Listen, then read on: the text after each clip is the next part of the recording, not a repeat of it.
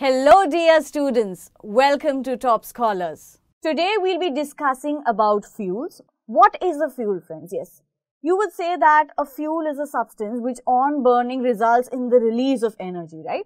So we can say that fuel is a substance which on combustion, which on burning results in the release of energy. And this energy which is released is in the form of heat and light. So fuels on combustion result in the release of energy, that is in the form of heat or light. Now friends, we said that fuels are those substances, right, which on burning, that is on combustion, release energy which is in the form of heat and light. But friend, what exactly is combustion? Yes, combustion is a reaction wherein fuels react with oxygen present in the air on burning, resulting in the formation of carbon dioxide, water along with the release of energy. This energy is released in the form of heat and light. Now, since fuels are a source of energy, this energy that is obtained from fuels is used for a variety of purposes. For example, fuels are used for cooking purposes, right? Charcoal, coal, wood, these all are used for cooking food, right?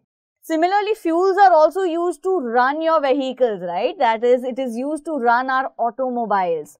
Petrol, diesel, we all use these fuels for running our vehicles. Fuels are also used in industrial areas. For example, fuels are used to run boilers. Fuels are also used to run railway engines. Now friends, let's discuss what are the properties of a good fuel. A good fuel should burn completely. That is, a good fuel is a one which burns completely and does not leave any undue residue after burning. A good fuel is the one which is cheap and is easily available, right? Also, a good fuel should not pollute the environment.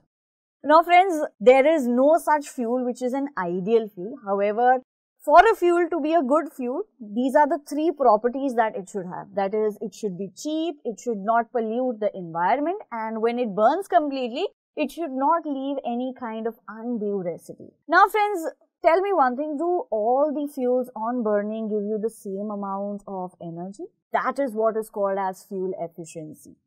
The amount of heat energy that is produced when 1 kg of fuel undergoes complete combustion is called its calorific value.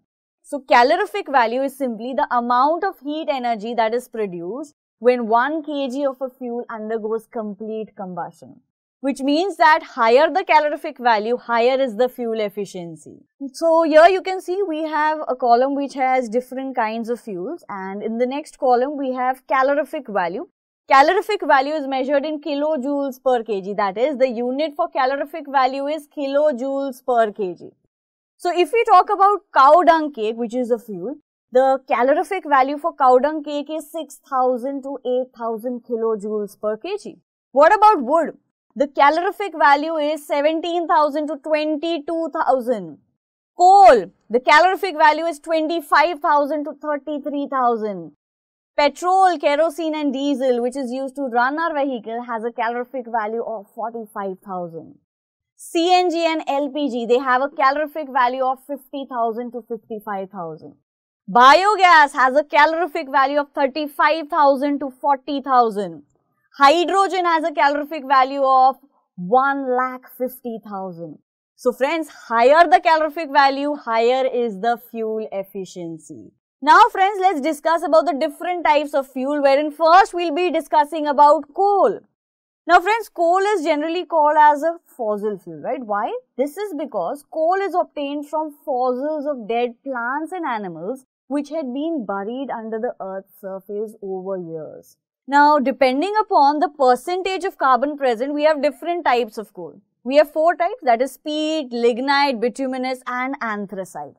If you talk about peat, peat contains less than 60% of carbon, whereas lignite contains 60 to 70% of carbon. Bituminous coal has 70 to 90% of carbon and anthracite has 92 to 98% of carbon content. To learn more about this topic, download Top Scholars app.